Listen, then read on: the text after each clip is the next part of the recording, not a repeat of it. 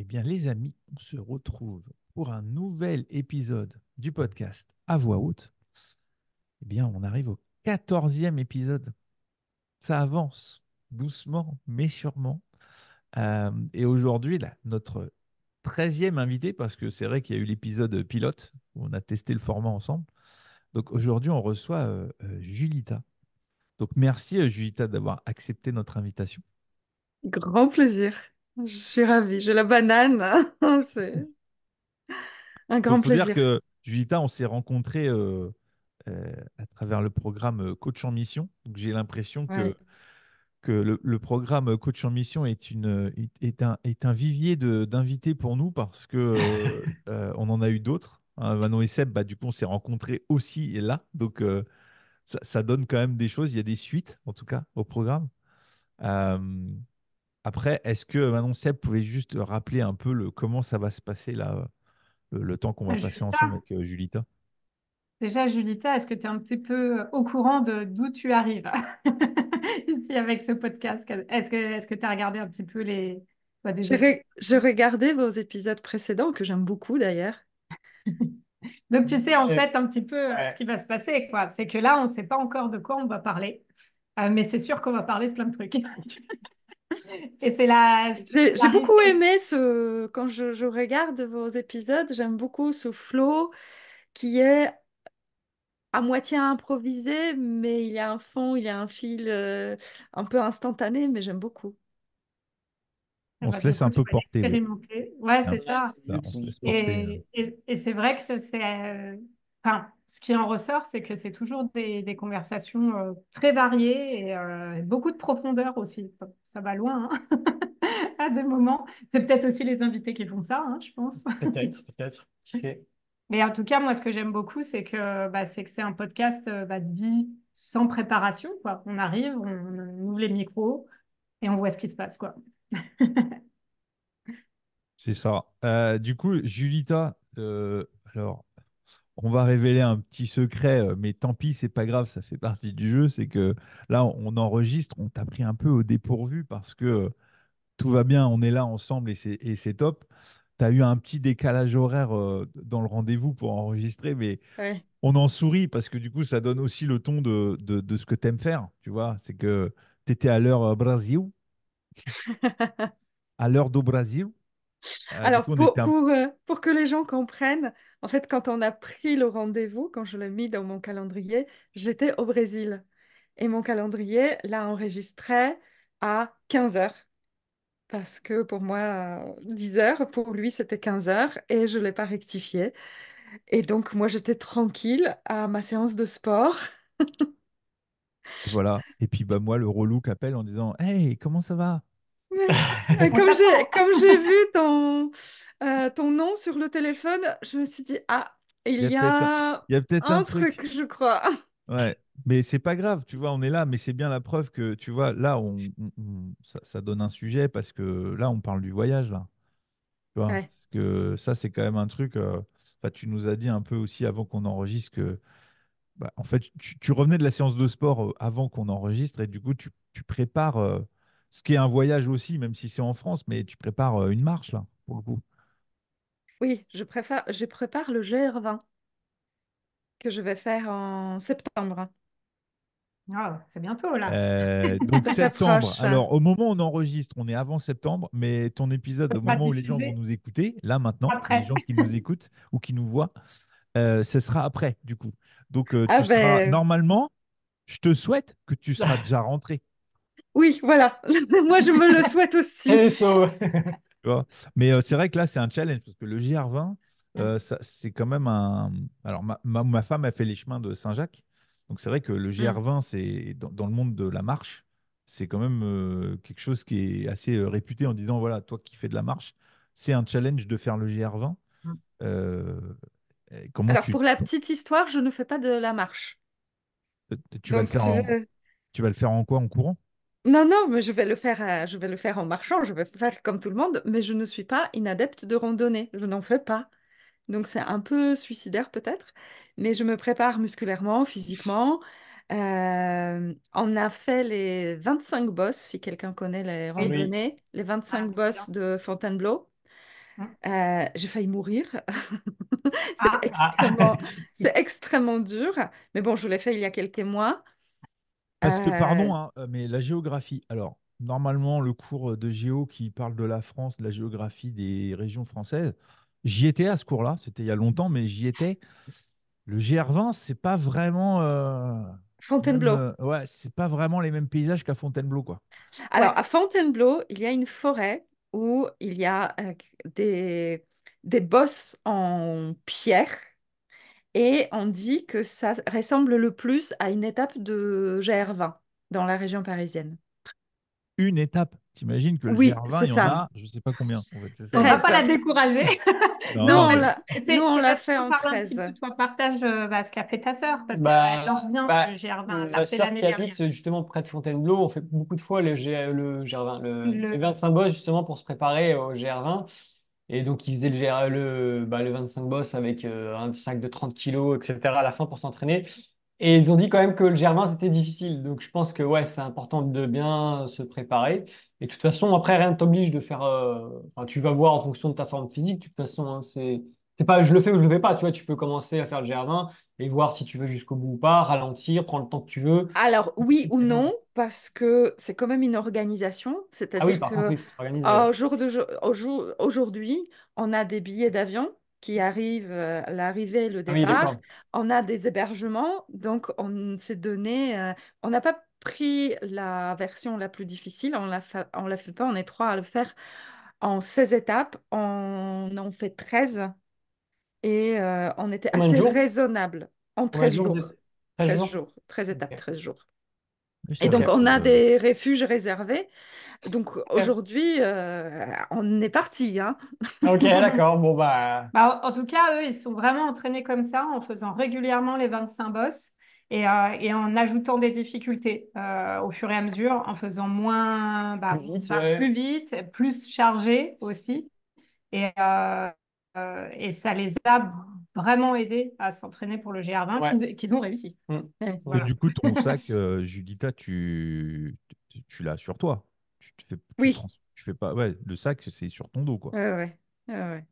Bon, alors, conseil, prends pas un gros sac, parce que sinon, tu vas pleurer. Il Bah, faut déjà, si tu prends pas vraiment de tente ou quoi, minimum, ça va quoi. peut-être peser moins lourd déjà. Ouais. Si tu dors dans les refuges et tout, peut-être que ça sera moins lourd du coup. Ouais. Le sac, Euh, nous, on a regardé les conseils. En général, c'est 20% de ton poids de corps. Et donc, on s'est équipé en sac, on s'entraîne avec des sacs aussi. Effectivement, Mm. on a prévu les 25 bosses avec le poids effectif. La dernière 25 bosses, je l'ai fait avec le dictionnaire Robert, parce que c'était le livre que j'avais le plus lourd et il fallait lester le sac. Donc, je disais à mes amis, si jamais vous avez un doute sur un mot, j'ai de quoi vous dépanner. Un truc qui est important qu'elle m'a dit, c'est de prendre des chaussures qui sèchent assez vite. Ah oui. Pas des grosses chaussures difficiles à faire sécher parce que tu vas Mm. probablement avoir les pieds souvent mouillés. Et après, marcher avec des jours avec des pieds mouillés, Ça fait un coup à choper des... c'est pas ouf. Donc, il faut mieux limite avoir des Ouais. chaussures moins grosses, moins randonnées, mais qui sèchent plus vite et qui sont quand même assez efficaces. Ça, c'est Mm. son regret parce elle a galéré un peu, je crois. Oui, parce qu'elle avait pris Bah, des des grosses grosses chaussures de chaussures randonnée, des trucs qui bien lourdes. sèchent en 15 jours, quoi. Donc, du coup, faut éviter les flaques d'eau, mais il y a quand même pas mal de. Pour peu qu'il pleuve ou quoi en plus. Voilà. Mm. Ouais. Je pense que c'est important Le pour ça. petit tips. Ouais, je pense que c'est vraiment important parce que bah, ton outil principal, c'est tes pieds pour marcher, quoi. Donc, Mm. si ça, t'as pas les chaussures adaptées et que tu as les pieds mouillés tout le temps, je pense que ça peut être compliqué. Ouais. Donc, voilà. Ouais. Et donc, tu Mais pars en tout combien de cas, temps? Juditha, tu pars quoi? 15 jours, 13 jours, 14 jours, 15 jours? on part 15 jours. Donc, jour d'arrivée, le lendemain, on commence. On finit au bout de 13 jours, donc 14 et le 15e jour pour le retour. Et du coup, combien de moyenne par jour de marche? Alors, pas vraiment en distance qui compte, Dans le temps? qui se calcule, mais en temps, Ouais, parce que le temps, il prend en compte le dénivelé, la ouais. difficulté. Donc, on a sur papier entre 4 et 6 heures de marche sans pause. Il y a des étapes, je crois, à 8 heures, mais pas beaucoup. Je crois qu'il y en a un. une étape qui, sur papier, fait 8 heures. Mais on a évité notamment les grosses étapes de 10 heures parce que là, on ne tiendrait pas. Alors la question, c'est qu'est-ce qui t'emmène à faire ce challenge? Ouais, c'était ma question Bah ouais, aussi. parce que moi je sais pourquoi ma D'où ça femme, elle sort? part, tu vois, ma femme qui part marcher sur les chemins de Saint-Jacques, là, elle est côté espagnol, il lui reste encore, je crois, 400 ou 500 kilomètres avant d'arriver à Saint-Jacques-de-Compostelle. Donc tous les ans, elle fait 130, 140. Et donc elle y va. Le challenge pour elle, c'est vraiment j'y vais pour moi. C'est vraiment un challenge personnel. Je vais rencontrer des gens, en fait, c'est improbable les rencontres. C'est vraiment, elle me raconte, elle rencontre des gens qui ont été PDG de boîtes avec je sais pas combien de salariés, ils ont tout lâché et ils sont avec leur sac à dos en galère comme elle, pareil. Et donc, c'est aussi pour se retrouver, tu vois, qu'elle y va. Donc, je suis Mm. toujours évidemment curieux du qu'est-ce qui t'a poussé à dire je vais faire le GR20. Alors, vous montrer vraiment ma motivation, il faut que je répare en arrière dans le temps. C'était mon, mon challenge, mon rêve de faire GR20 il y a 15 ans. Quand je suis arrivée en France, j'étais beaucoup dans les défis sportifs. Je faisais beaucoup de compétitions sportives et je me suis dit, le GR20, ça doit être génial. La vie a fait que on n'avait pas le temps, que mon mari voulait pas le faire parce que ça l'intéressait pas, que après on avait des enfants et qu'on a déménagé assez souvent et que l'occasion ne s'est pas présentée. Et donc en janvier 2023, mon mari est muté pendant 15 mois au Brésil. Donc la mutation qui a commencé en octobre dernier. Et quand j'apprends ça, je me dis, vu que tu n'es pas là, je fais le GR20. Il m'a dit, t'es folle. Et en fait, ma motivation, c'est que j'en ai deux. J'ai envie d'un break de téléphone, de connexion, de boulot, de obligations familiales, même de relations. J'ai envie vraiment de me retrouver 15 jours toute seule face à moi et connectée à la nature. Et deuxième, c'est le challenge physique parce que je, je considère que passé 40 ans, les femmes souvent démissionnent un peu de leur euh, activité sportive.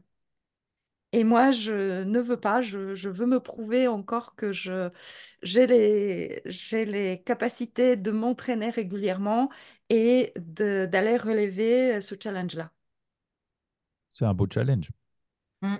Après, ce que tu as dit là par rapport au sport et passer 40 ans, alors je pense que là, sur les quatre, on n'est que deux à avoir passé les 40 ans. Ouais, Je pense. Le couple de petits jeunes, là, pas encore. ouais. Bientôt, ça approche, Hein. mais vous avez encore le temps, tu vois. Mais je vois ce que tu veux dire, l'histoire du sport. Moi, ça m'a abandonné même avant 30 ans, si tu veux, tu vois. Donc, mais là, par contre, je m'y remets là maintenant, doucement.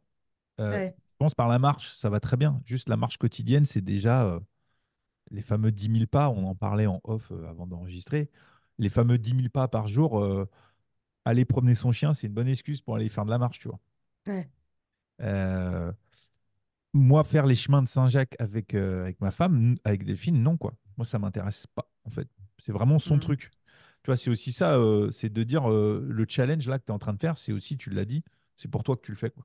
ouais, Après, t'es pas toute seule. C'est vrai que le soir, tu as dit que vous étiez trois à partir. ouais, Bon, la journée, personne va t'aider à marcher, quoi. Ça va être c'est chacun dans ça. son délire, quoi.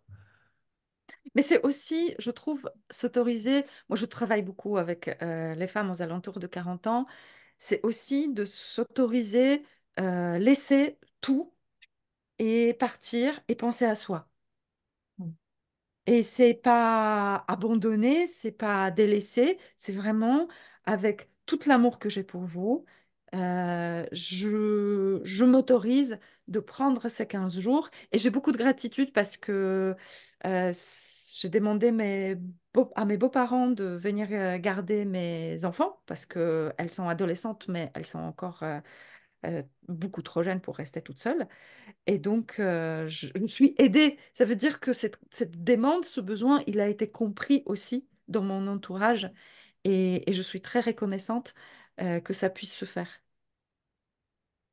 Est-ce que tu vas documenter le voyage? Je ne sais pas.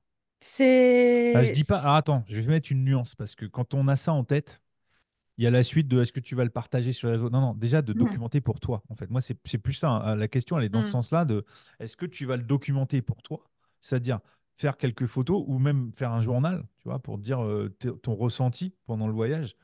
Pas forcément le partager au public, mais déjà pour toi, est-ce que tu vas. C'est dans ce sens-là, hein, ma question. C'est Alors, vraiment, pour moi, oui. est-ce que Pour tu vas moi, le j'ai documenter? Ouais. prévu un journal avec un temps de recueil le soir et la prise de notes des flots de pensée pour un peu cheminer tout ça et que j'ai une trace de ce que j'ai traversé, parce que la pensée est très éphémère.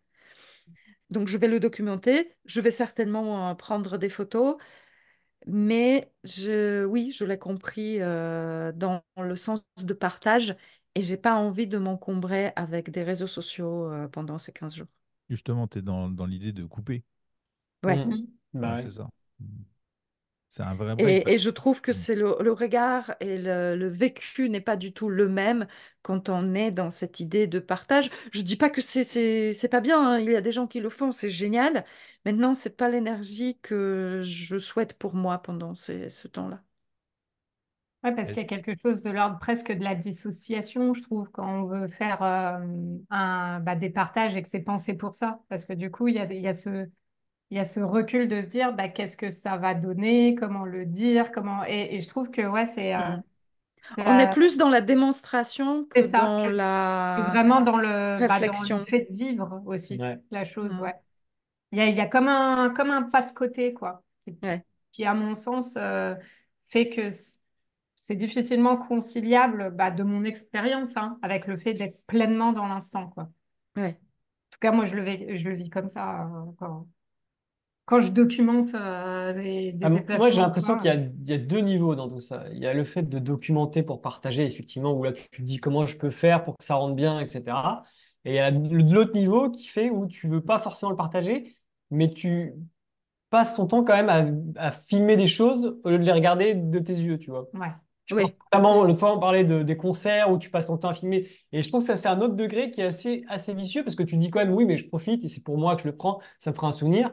Oui, mais il faut trouver le juste milieu aussi, je pense, pour Mm. pas être en permanence en train de filmer ton paysage et du coup, plus vraiment le regarder à travers de tes yeux à toi, quoi. Alors, je vais rebondir sur ton propos, Sébastien, parce que j'ai une expérience à partager avec vous. J'ai eu la chance de assister au concert de Madonna à Copacabana il y a un mois, je crois. C'était le 4 mai. Un immense concert, hein, c'est ça. C'est là Ouais, où c'est tu ça. réunis le plus de monde, je crois. Et donc, par le fait que mon mari passe son année à Rio, on y retourne régulièrement. Et donc, le hasard a fait que, on était pendant cet événement-là. Et c'était un événement gratuit. Donc, tout le monde venait. Il y avait 1 500 000 personnes sur la plage de Copacabana, une scène immense. Et puis, Madonna, moi, j'étais jamais une fan inconditionnelle de Madonna. Mais Julien, on est de même génération, C'est c'est Madonna, ma quoi. jeunesse, C'est c'est ma Madonna, quoi. jeunesse. Elle chantait dans ma chambre, quoi, sur les cassettes, les amis, sur les C'est ça. cassettes. Oui, Et c'est donc, Madonna, quoi. Tu vois, hors de c'est. question de ne pas y Ouais. aller. Mais il y avait une condition de sécurité parce que c'était un peu chaud. Donc, on est allé sans rien. On a pris, je ne sais pas, en liquide, l'équivalent de 20 euros dans la poche au cas où quelqu'un nous réclamerait un peu dangereusement de l'argent. Mais on est parti vraiment sans rien. Donc, sans téléphone, sans possibilité de prendre des photos. Et c'était vraiment se délester d'une charge, comme tu dis, Sébastien, de se dire, ah oui, mais comment je peux prendre la meilleure photo? Comment je peux tendre le téléphone pour avoir... franchement, la Madonna, je l'ai vue grande de 3 millimètres de loin. Euh, mais en fait, je fermais les yeux et je me disais, mais tu te rends compte, elle chantait dans ta chambre sur les cassettes, et là, elle est là, et elle chante pour ici, pour toi, quelque part. Et c'était une expérience incroyable. Et je pense que le fait que je n'étais pas du tout préoccupée comment avoir la meilleure photo m'a grandement aidé de le vivre. Hmm. Bah, et alors, ça me fait penser à un truc, pardon, hein, mais on parlait de jeunesse. Moi, c'est Michael Jackson. Oui. Moi, ça a Elle a été vraiment. d'ailleurs, Madonna, elle a rendu l'hommage à Michael Jackson. D'accord. Elle a pris une chanson, ou deux même, elle a mixé.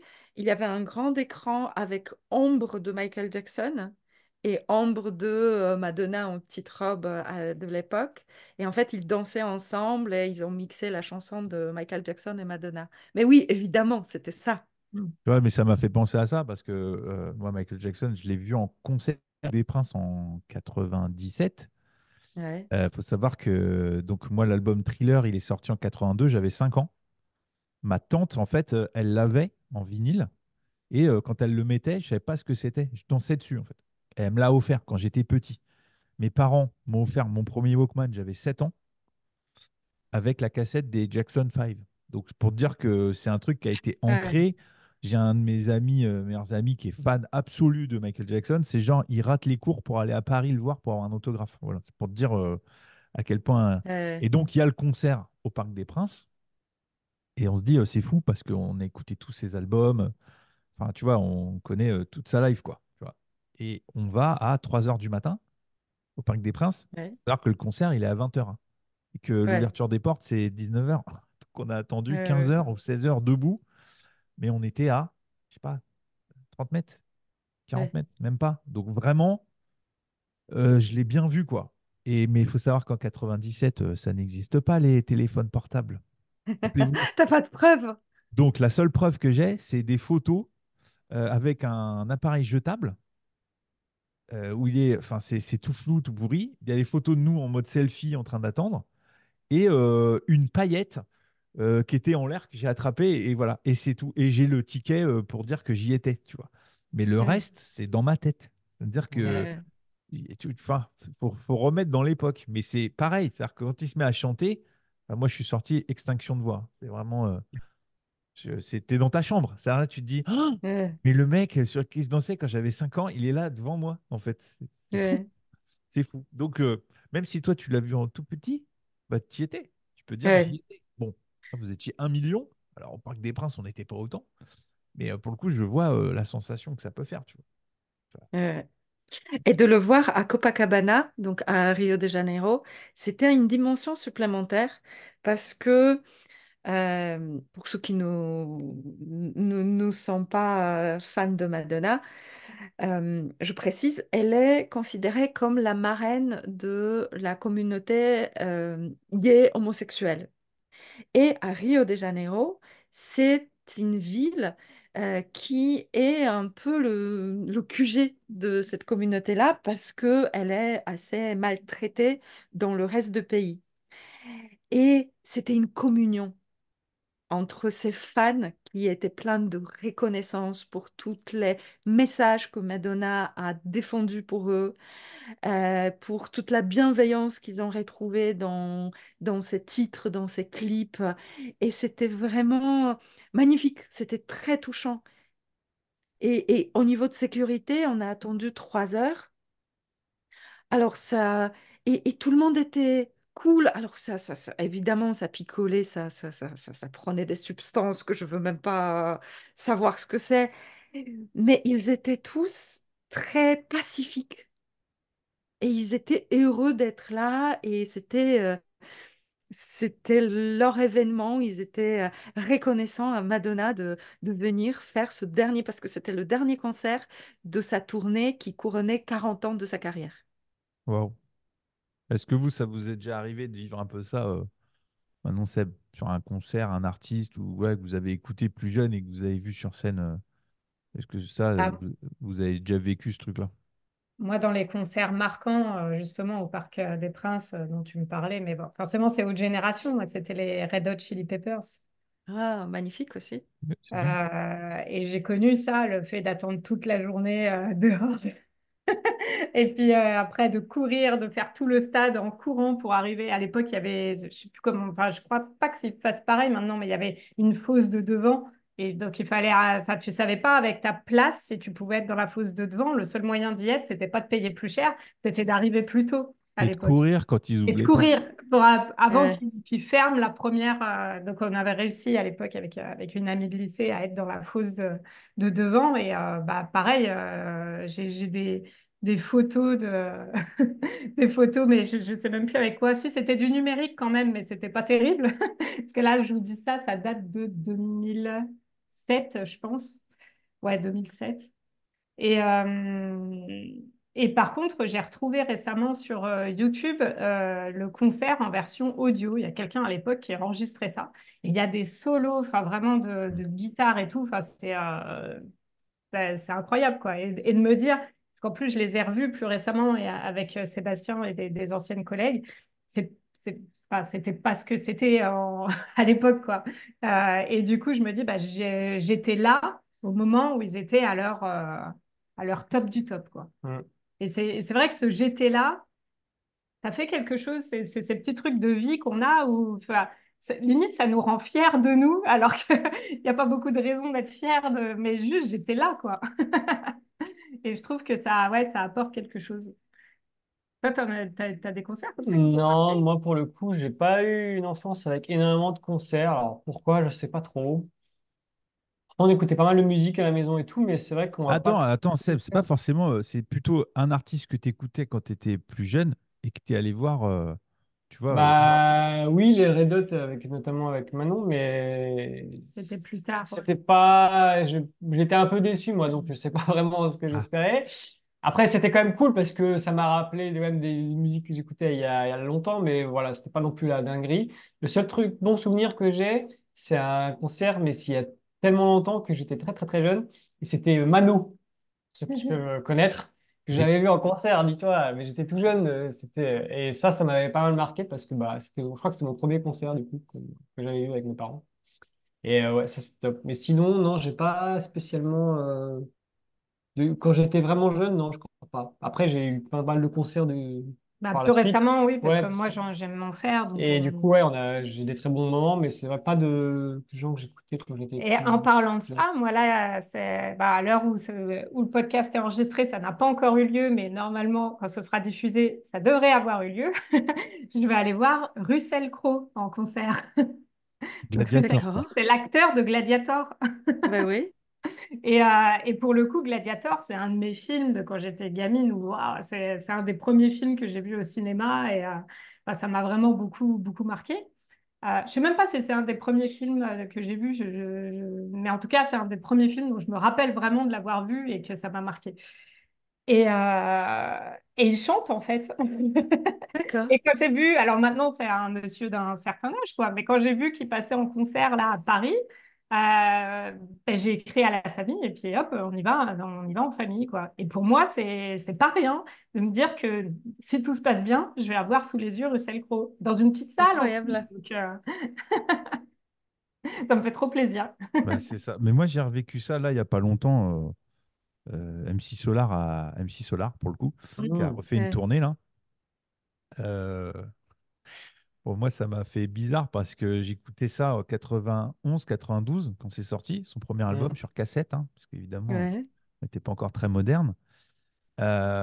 Et puis, en fait, il y a eu un souci avec ces maisons de disques qui fait que ces albums ont été disponibles que là, il y a peut-être un an ou deux. Donc, il y a eu un trou, il n'était pas dispo sur les plateformes d'écoute. Enfin, voilà, donc j'ai pu ravoir le vinyle, parce que j'avais toujours la cassette, mais j'avais pas de CD de ces premiers, des trois ou quatre premiers albums. Donc j'ai réécouté quand j'ai eu les vinyles et en fait les paroles je les ai pas oubliées et pourtant ça fait un moment quoi. Ouais. Donc là en concert et c'est là où tu vois les générations euh, par, à quel moment ils ont découvert MC Solar. Il y a des Ouais. chansons qui marquent aussi un temps dans sa carrière. Moi je suis plutôt sur le premier album, c'est-à-dire que quasiment toutes les chansons du premier album quand il les a chantées sur scène, les paroles elles étaient là. Les albums plus récents je connaissais les chansons, mais de là à les chanter par cœur, j'étais pas là. Par contre, le public, tu disais, ouais, ok, il y a une petite différence de 15-20 ans, je pense. Parce que là, ils connaissent ces chansons-là, plutôt les dernières, par cœur. Et ça m'a fait ce truc-là, en me disant, ouais, je l'écoutais en cassette euh, dans ma chambre, voire pire. Je faisais des pauses et je réécrivais les paroles pour comprendre Ouais. ce qu'il racontait. Ouais. En fait, c'est ça, ouais. Je disais, waouh, c'est quoi ce mot? C'est là, je disais, putain, il est trop intelligent. Donc, c'est vrai que j'avais bah, le fameux dictionnaire que tu utilises pour t'entraîner.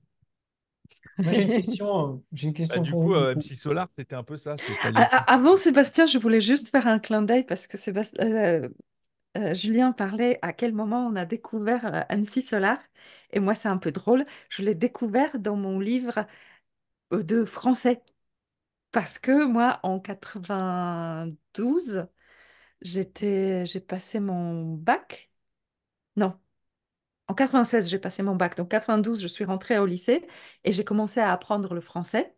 Et je me souviens que dans notre manuel de français, il y avait MC Solar. Et je me suis dit, mais qui c'est? Mais c'était pas l'époque où qui c'est, Google, dis-moi qui c'est. Il fallait le découvrir. Et en fait, je l'ai découvert vraiment quand je suis venue à Paris en 99.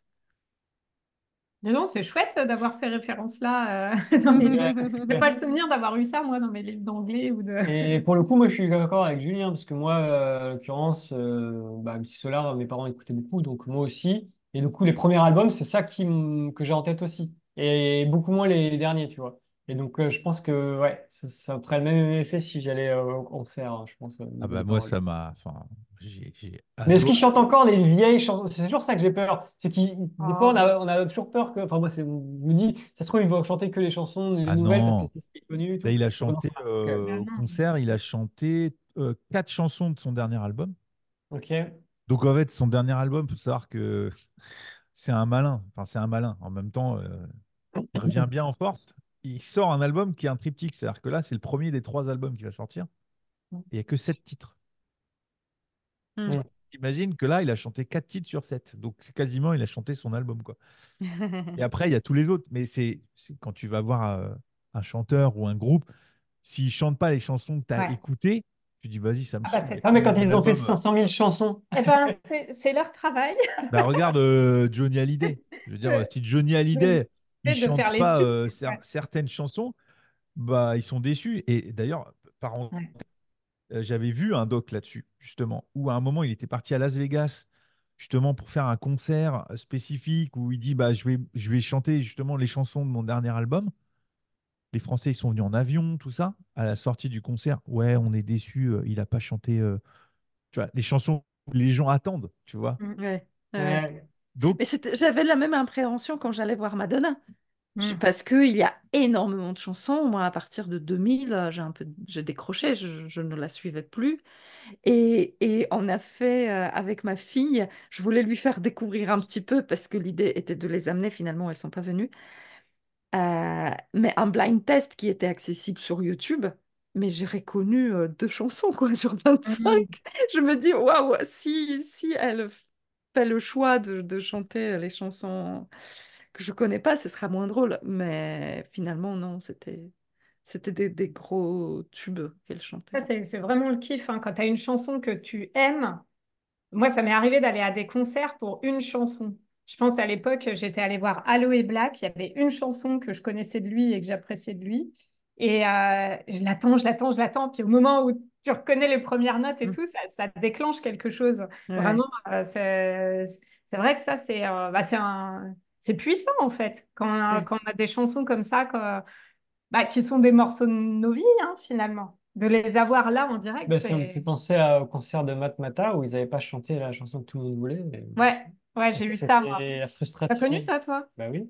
Mais t'étais mais là? quel âge t'as?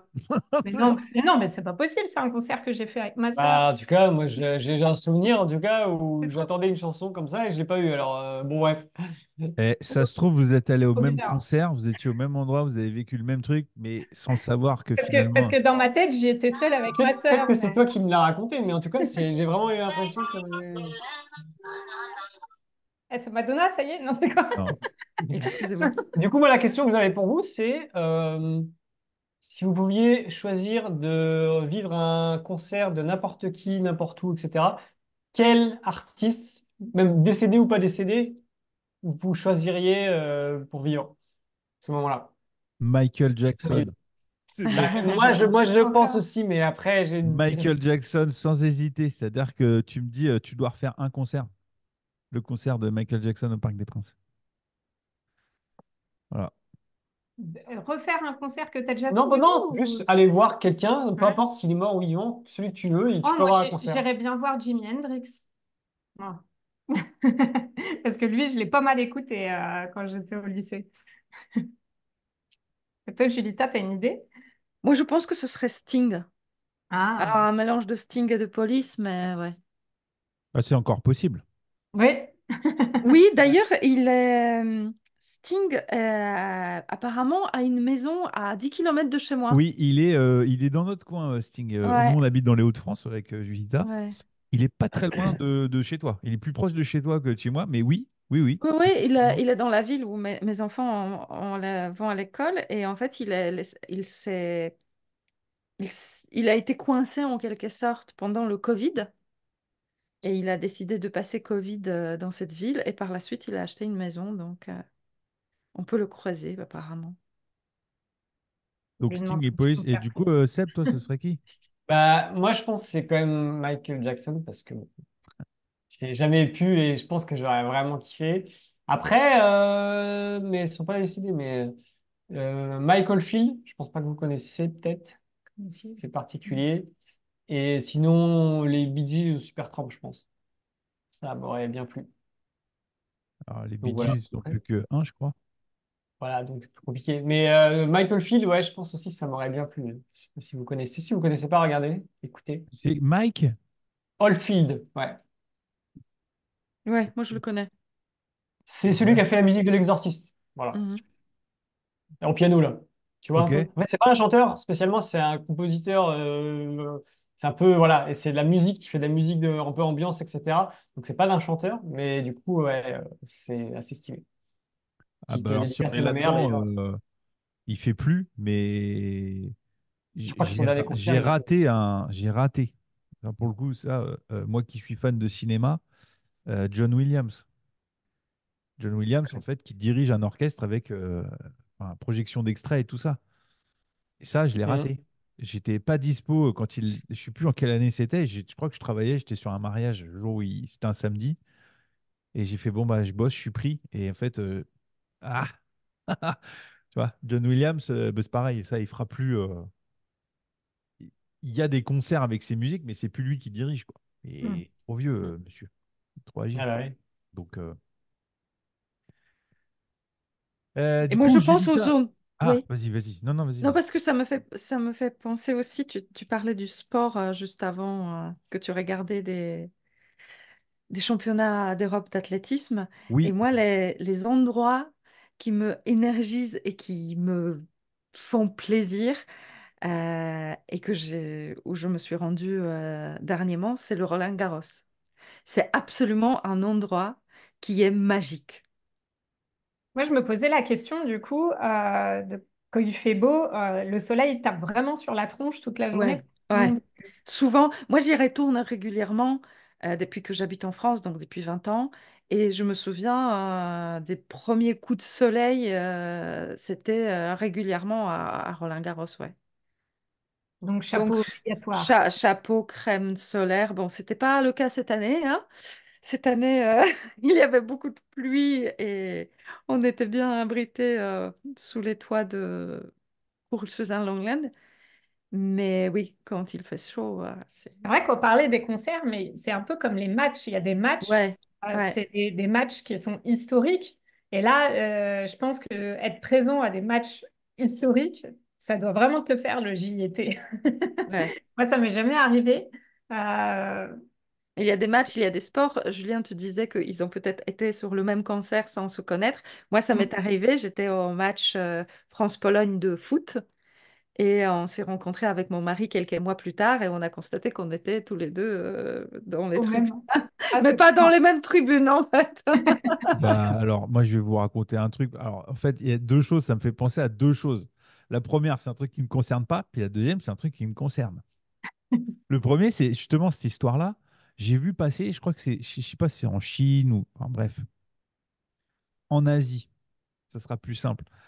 En fait, il y a un couple, ils se sont rendus compte qu'ils avaient le même âge et tout ça, mais ils ont regardé leurs photos de jeunesse quand ils étaient ados. Et en fait, ils se sont rendus compte qu'il y avait une photo près d'un monument, où donc il y en a un qui est, bah, t'as le monument qui est derrière lui. Et en fait, sur la photo, tu vois quelqu'un de dos, bah, en fait, c'est sa femme qui a la photo dans l'autre sens. Et là, tu fais, waouh, c'est fou. Genre 10 ans après, ils se sont mis ensemble. Et en fait, ils étaient au même endroit, au même moment. Donc c'est quand Ouais. même, elle est folle cette histoire. Ah, moi, Et j'ai une petite anecdote dans ce sens.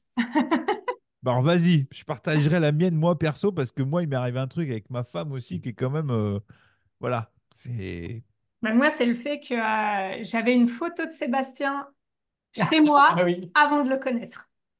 Et ça, c'est fort. Et ça, Essaye de c'est trouver fort. comment. t'as fait un calendrier des pompiers. Ouais. Gagné. Ah putain, c'est J'ai fait vrai. j'ai fait le calendrier des pompiers à Paris, ouais. Ah, ouais, donc il manquait des habits, non? Non, non, c'est Non, pas le calendrier calendrier, l'officiel. c'était L'officiel. en tenue de feu. Ouais, j'ai tenté une feu. C'était un départ sur Ouais. Et intervention. ça, Et c'est du coup, elle incroyable a fait, de se ouais, dire que ouais, ça correspondait. C'est fou je l'ai ça. vu en... Ouais, ouais, ouais.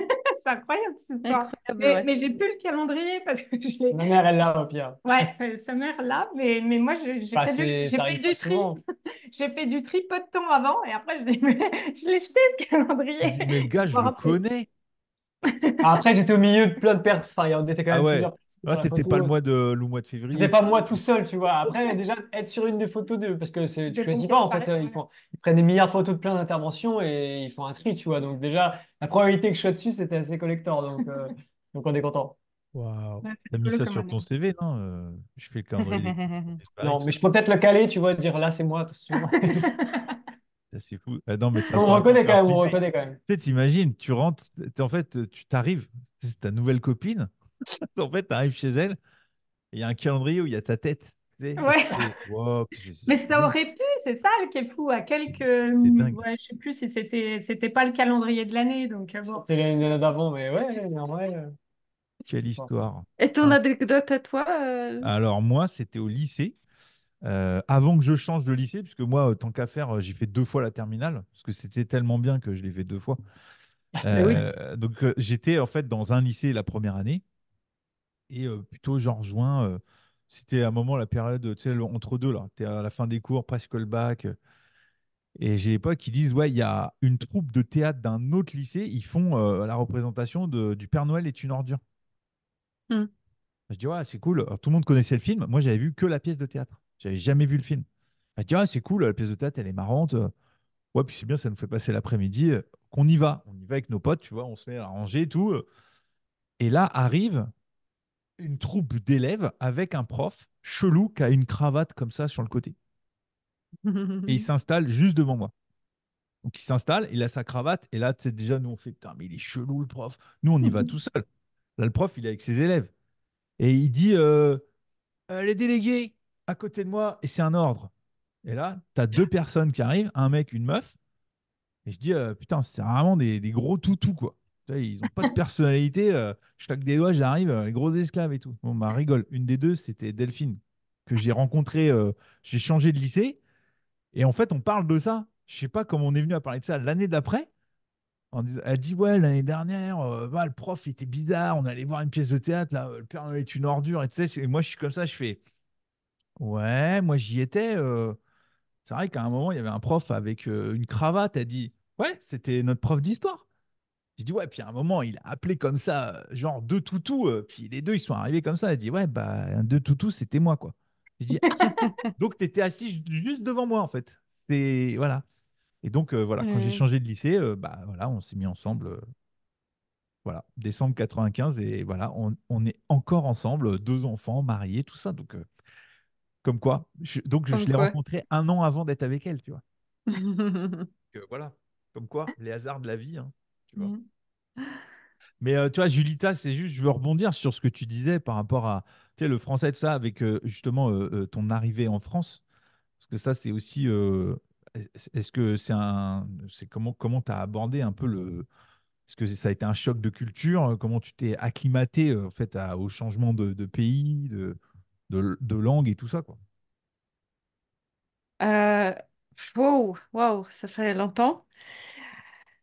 Euh, Écoute, en fait, il faut toujours faire encore un bond en arrière, c'est que donc moi je suis née de l'autre côté du mur de Berlin et je grandis jusqu'à 89. Donc quand le mur de 89, c'est la tombée de mur de Berlin. Euh, et j'ai 12 ans quand le mur de Berlin tombe. Et j'ai toujours l'image dans ma tête que je vais vivre à l'étranger. Peut-être pas pour toujours, mais j'ai envie de partir. Ce qu'il faut savoir, c'est qu'en Pologne, jusqu'à 89, on n'avait pas le droit de partir à l'ouest.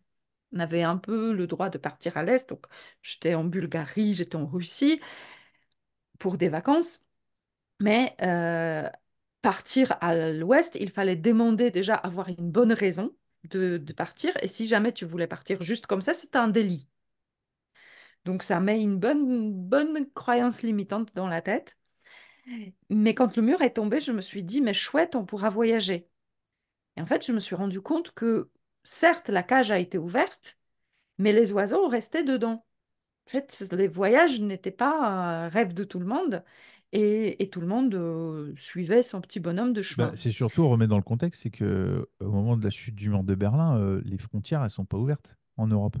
Elles ne sont pas ouvertes. Non, Euh, il n'y a pas la il n'y libre a pas de, il circulation, n'y a hein, c'est ça. pas de euro, donc il y a la question de Ouais, du monnaie, change, ouais, c'est ça. d'échange, il y a la question de visa, de faire un passeport.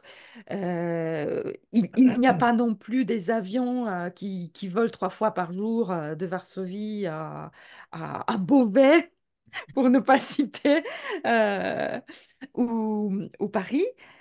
Donc tout ça fait que ça bouge pas tant que ça. Et moi, je suis en voie de devenir prof de lettres. Je finis les études et on me demande, mon lycée ou mon collège où j'étudiais, me demande, est-ce que tu veux venir travailler chez nous? Et c'était un choc. Je dis, mais non, pas du tout. Moi, je veux pas travailler, je veux pas un CDI, j'ai 20 ans, attendez, j'ai un projet dans la vie, là. Et le CDI ne fait pas partie de mes projets. Mais il fallait donc se réorganiser. Mais comme tu dis, j'avais toujours ces mêmes problématiques. Donc, ma porte de secours, c'était de faire une année en fille au pair. Fille au pair, donc la fille qui va s'occuper des enfants, mais c'est sur le fond un programme d'élargissement de la langue française. Donc la personne qui vient, donc la jeune fille, hein, parce que ça s'appelle jeune fille au pair, elle s'engage, elle est obligée de suivre des cours de français dans une école proposée par la France. Euh, et donc je pars comme ça. Et je tombe amoureuse. Moi, je tombe amoureuse de la France. Je trouve je suis à Paris. Donc, la famille où je gardais les enfants, c'était une famille assez aisée qui habitait à Paris. Et moi, j'avais une chambre de bonne à 200 mètres de l'Arc de Triomphe. Et donc, c'est une année absolument magique. J'ai visité tout Paris. J'ai visité tout ce qui était visitable, comme dirait Paul Mirabel. Paul Mirabel. Et me suis vraiment, j'étais ravie de connaître et la cuisine française et visiter Louvre et découvrir la musique et d'approfondir la langue. Tout ça, ça m'a. Et quand je partais, parce qu'au bout d'un an, il fallait répartir, je me suis dit, je reviens. Je reviendrai, c'est sûr. Et donc, je repartais parce que c'était une année sabbatique. Et il y avait 2 ans d'études qui me restaient. Et je me suis promise à moi, à l'époque, que je reviendrai pour finir ces études-là. Que je n'arrêterai pas parce que en Pologne, au bout de 3 ans de la fac, on n'a rien. il n'y avait pas à l'époque une licence qui vous validait quelque chose. Il fallait vraiment faire bac+5 pour avoir un diplôme. Sinon, ça comptait pas. Donc, je me suis promise de décrocher ce diplôme-là. Euh, et je suis revenue ensuite en France. Et oui, le choc, il était sur plusieurs plans, mais euh, il y avait une certaine culture qui est différente. Et après, bon, ça va peut-être pas plaire à tout le monde, ça plaît pas à mon mari. J'ai découvert le côté mégalomane des Français. Mais c'était surprenant parce que en Pologne, on est assez euh, humble parce qu'on n'a rien à montrer. Rien à montrer, c'est dur pour dire ça aux Polonais. Mais à Ouais, mais en l'époque, France, alors en France, tu sais, on n'a rien à montrer, mais on le fait quand même. Tu vois, c'est ça la différence. Euh, je veux dire, à la Voilà. Pologne, voilà, oui, on n'a pas des magnifiques paysages. Il y a Cracovie et la montagne, mais par rapport à d'autres endroits, c'est peut-être. Euh, et après, euh, le Polonais, il est assez humble. Et je disais, non, mais à mon mari, je disais, mais vous avez un don de mégalomanie. Je veux dire, la langue, elle est la plus belle, la cuisine, elle est la meilleure, la culture, elle est la plus brillante. Et là, pour me répondre, il m'a fait la tirade, la plus belle tirade de mégalomane, en disant, mais c'est évidemment ça, parce que nous avons tout ça. Et c'est vrai que c'est très beau et j'ai découvert un peuple fier de ce qu'il a. Et je suis pas d'accord, Julien, avec toi que en France, vous n'avez rien ou on n'a rien, Non, parce que c'était ça une fait vanne. 22 ans, Évidemment qu'on a évidemment, beaucoup de choses. évidemment. Il y a Il un y a truc, beaucoup de choses, il y a un mais ça truc qu'on m'a... a, c'est, tu sais, la fameuse exception culturelle. Il y a quand même beaucoup de choses au niveau culturel que beaucoup de pays dans le monde nous envient, hein, Bien sûr, quand même. Il y a ce bien sûr, truc-là qu'il faut pas bien sûr. négliger. Et moi, je trouve ça plutôt... aujourd'hui, je trouve ça génial d'être fier de, d'apprécier ce qu'on a et de se dire que t'as pas besoin de partir bien loin pour découvrir des endroits magnifiques, que la langue est belle, que la littérature est magnifique, que les œuvres, tout ça, c'est très très riche euh, et je suis très fière de pouvoir habiter dans ce pays, ouais. Mais ça, tu vois, c'est bien que tu le dises parce que bah, c'est souvent, nous, on dit toujours que ailleurs, c'est mieux, quoi. Tu vois, c'est comme Oui, ça. ouais. Là, c'est parce que Et toi, tu as vécu d'autres choses ailleurs. C'est un peu, voilà, enfin, tu vois, on en parlait dans un autre podcast. Des fois, on idéalise d'autres pays, tu vois, en disant, ouah, c'est mieux que là. Non, mais en fait, ouais, oui, c'est vrai que t'as pas besoin de voyager très loin pour découvrir que la France est déjà hyper riche en termes de voyage, déjà. ouais, On ne se rend pas compte de la absolument. chance qu'on a de toute façon, mais c'est pareil que pas forcément dans le pays dans lequel on vit, hein. Ça peut être les personnes avec qui on vit, nos familles, nos amis, nos amours, ce qu'on veut. Et on se rend compte souvent que quand c'est fini, que c'était pas si mal en fait. Mm. Le fait d'aller voir ailleurs, ouais, on peut vite se rendre compte que. Après, il y a aussi le biais on en parlait aussi des vacances, tu vois. Tu dis, ah, mais c'est trop bien ce pays, c'est génial. Ouais, Ouais, et puis ouais, en 2 semaines, il faisait beau. Retourne-y en hiver et quand t'es pas c'est en ça, vacances, c'est c'est pas la ça. même histoire. Ça. Il y a Mais ça moi, aussi. j'ai encore une autre dimension parce que j'ai vécu 2 ans en Afrique. Et donc, Ouais. on a vécu on va dire, dans une communauté française. Et je me suis rendu compte qu'en fait, on a fait tous 10 000 kilomètres pour revenir habiter. Et on a ramené nos casseroles avec nous, en fait. Et le pire, c'est que quand je me suis rendu compte que certaines personnes ont refait les mêmes conflits de voisinage qu'ils avaient là où ils habitaient initialement. Ils ont refait presque les mêmes configurations de personnes, de conflits, et Ah, aussi de favoris, de préférences. Et je me suis rendu compte que, en fait, oui, voyager, c'est génial, mais on ramène notre personnalité là où on va, C'était où en Afrique? à Djibouti. Djibouti. Parce que Sébastien, il a vécu aussi 2 ans en Afrique. 3 ans. 3 ans en Tu Afrique. as vécu où? Au Sénégal, à Hmm. Dakar et Ouais, à Yaoundé, au Cameroun. ouais. Ouais.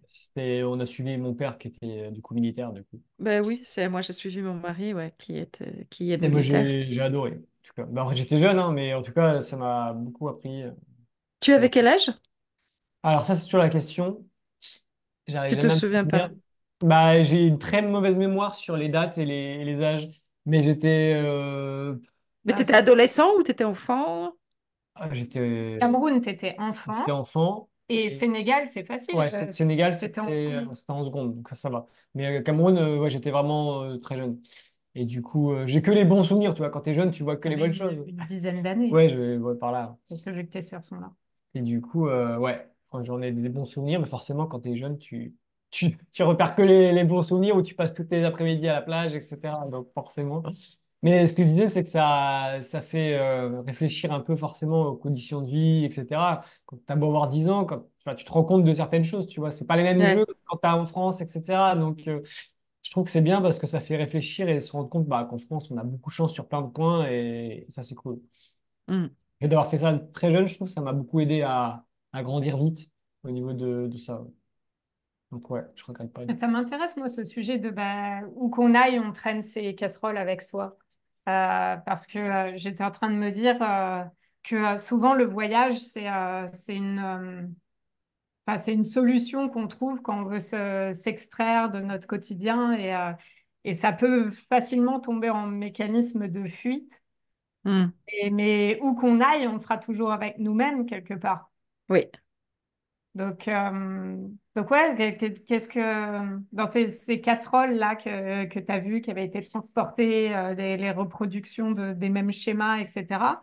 euh, toi, qu'est-ce qui te, enfin, qu'est-ce qui te fait penser qu'on pourrait aller au-delà malgré tout de nos casseroles ou comment ça peut se passer? Il faut Alors, s'ouvrir à différentes choses. ce qu'il y a, c'est que il faut pour pour sortir de ces chemins, il faut prendre conscience qu'elles existent déjà, Hmm. de se rendre compte qu'on a une conscience, mettre la conscience dans ce qu'on fait, et ensuite se rendre compte que c'est nous qui créons nos habitudes. Hmm. Il y a le livre Le pouvoir de l'habitude, et il est très facile à lire, mais je trouvais je me suis rendu compte que euh, j'avais des habitudes qui me plaisaient pas au fond, et je me sentais un peu prisonnière de ces habitudes. Et avec ce livre, je me suis rendu compte, hein, c'est très banal, mais c'est toi qui les construis, ma grande. C'est toi qui décides de faire ça à tel moment. Et, et on a tellement de chemins neuronaux qui sont automatisés. Quand tu te lèves le matin et tu te fais le café, euh, qu'est-ce qu'il te pousse à faire le café? Je parle de ça parce que mon challenge de moment, c'est de me défaire de café en vue aussi du GR20, parce qu'aujourd'hui, je suis une consommatrice assez poussée du café, ce qui fait que quand j'en ai pas, je suis pas bien. Alors, je peux avoir des maux de tête, mais aussi psychologiquement, je me dis, ah, j'aimerais bien un petit café. Hmm. Et j'essaye de me détacher et c'est compliqué. Et ce qui est drôle, c'est que comme j'étais en retard pour notre enregistrement, j'ai quand même pris 2 secondes pour me faire couler le café que j'ai amené au moment où je m'installais, et je me suis rendu compte que j'ai pas mis la capsule. Donc c'était de l'eau avec la capsule d'hier, ce qui n'était pas franchement pas très bon, donc pas de café. Euh, mais c'est en fait, on a toutes nos pensées qui viennent et qui alimentent. Alors, elles viennent de l'éducation, elles viennent de notre tradition, il vient de la société, il vient de ce qu'on veut, de nos envies. Et c'est un mélange un peu, un pêle-mêle qui ressort euh, en habitude, en action de ce qu'on fait, de ce qu'on pense, de ce qu'on choisit.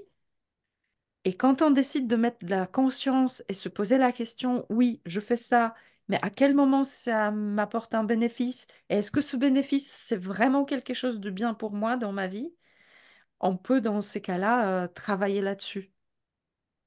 Non, mais Mais c'est si... intéressant, hein, l'histoire des habitudes, hein. Ça, c'est vraiment Bah, c'est un surtout sujet avec qui le me parle, hein. voyage. Ouais. Surtout C'est avec le vrai? voyage. Pour moi, c'est comme le coaching quand on dit que toujours plus de la même chose donne toujours plus du même résultat. Si tu te plains d'être chez toi, tout le temps enfermé chez toi, et que tu pars à l'étranger, mais que tu restes enfermé à l'étranger, en fait, tu ramènes tes propres casseroles. Et c'est là, du coup, en fait, c'est ça le piège, c'est de faire ce que tu fais au quotidien quand tu vas voyager, de refaire exactement la même chose, les mêmes habitudes, les mêmes machins. Et c'est vrai qu'être ouvert aux opportunités, c'est là où tu vis des choses différentes, et c'est là où tu évolues, et tu apprends, et tu te ressources, etc. Et je pense que c'est un peu la clé, c'est d'oser faire les choses différemment et de dire bah aujourd'hui, je vais pas faire comme d'habitude, je vais Hmm. passer par ce chemin-là, je vais faire ci, je vais faire ça. Et je pense que c'est ça qui fait que du coup, tu peux éviter de te retrouver t'as l'impression d'être à l'étranger, mais tu as l'impression d'être toujours dans la même vie qui te plaît pas ou dans le même quotidien qui te chagrine, je Tu as pense. soulevé un truc, Ouais. Sébastien, parce que là, moi, c'est un vrai sujet du moment, parce que là, moi, je suis en train de vendre là où j'habite, parce que c'est trop grand, et voilà. Donc, c'est vrai que l'environnement, j'y suis encore, parce que la maison, on a du mal à la vendre. Et en fait, c'était, est-ce que je change d'environnement? Et là, c'est un combat perdu d'avance, puisque tant que j'ai pas vendu, je peux pas changer d'environnement. Donc, en fait, là, j'ai changé de prix il y a quelques mois, plusieurs mois, parce qu'au moment où c'est diffusé, ça fera plusieurs mois. Je me suis dit, je peux pas changer mon environnement là, parce que ça dépend juste de la vente. Mais par contre, je peux avoir une influence sur mon quotidien. Hmm. Et donc, bah, c'est forcément le fameux pouvoir des habitudes. Je sais que c'est compliqué de mettre en place des habitudes. Je le sais, puisque quand on en parle au moment des coachings, quand tu aides les gens à changer leurs habitudes, le premier truc que tu leur dis, c'est ça va pas être simple, ça va prendre du temps avant qu'elles s'ancrent, cette habitude-là. Hmm. Donc tu te dis à un Ouais. moment, bon, bah, je sens que je vais galérer pour mettre des habitudes en place, mais je choisis quelles habitudes vont être là pour améliorer mon quotidien. Hmm.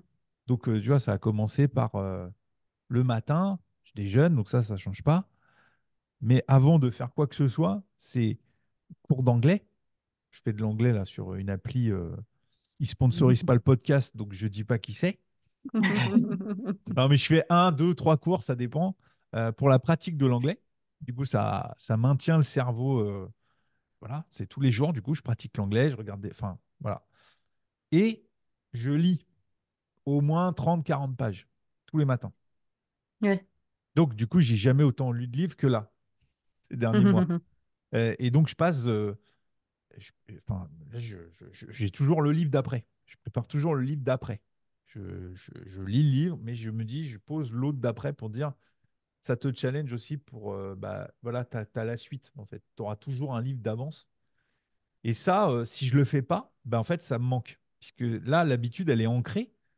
C'est plus, ah, faut que je le fasse. C'est-à-dire que ça fait partie du déroulement de mon début de journée. La Ouais. marche quotidienne avec mon chien. C'est pareil, ça. Si je vais pas me promener 1 heure, enfin, le cerveau, en fait, il commence à réclamer ces trucs-là. Hmm. Donc, donc je comprends l'effort que ça peut demander de changer d'endroit, de pays, et de se dire le plus simple, parce que c'est confortable pour moi, c'est de garder les habitudes que j'avais, parce que ça me mettait Ah dans un bah, confort. Hmm. c'est le cerveau, ça. Ouais, garder ses Mais repères. ce que tu disais, Sébastien, sur le changement, la surprise, l'inattendu, Les et, opportunités, ouais. et là, je trouve que quand les gens, ça dépend de dans quel état tu vas faire ton voyage. Il y a des gens qui s'ouvrent et qui s'autorisent l'aventure et qui se préparent peu. Et dans ces cas-là, effectivement, ils vont être peut-être plus souvent inconfortables, mais comme ils se sont autorisés cet inconfort, ils vont avoir la joie de découverte, de surprise. Et il y a des personnes qui voyagent avec absolument tout le nécessaire Mhm. et, et qui reproduisent. Moi, je connais un couple, ils partent tous les ans en camping, mais dans leur camping-car, c'est des maisons qu'ils louent, les maisonnettes. le mobil-home, c'est ça? Oui, Mobilhome, ouais. Ils reconstruisent leur univers de l'année, Mhm. c'est-à-dire qu'ils amènent les mêmes produits alimentaires, les mêmes, tout le nécessaire pour que leur quotidien soit pour eux confortable, donc qui ressemble à celui de toute l'année. Ce que moi personnellement, je trouve dommage, mais je peux comprendre que c'est le confort qui compte et c'est comme ça qu'ils conçoivent des vacances. Et je pense que quand, Sébastien, je ne sais pas quels sont tes souvenirs de départs familiaux comme ça pour des déplacements de mutation, mais souvent les familles sont tellement déracinées de ce qu'ils vivent et inquiètent un peu ce qu'elles vont retrouver, surtout quand on part de l'Europe vers l'Afrique, qu'elles essayent d'amener le maximum Mhm. des choses pour qu'on manque de rien. Et Ouais, moi, c'est ça. je me souviens du premier Noël à Djibouti.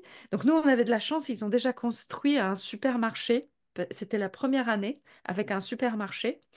Et donc, pour Noël, on a fait comme d'habitude. Donc, on a fait la liste des menus, qu'est-ce qu'on aimerait manger, la liste des courses. Et donc, j'arrive et je ne trouve aucun produit.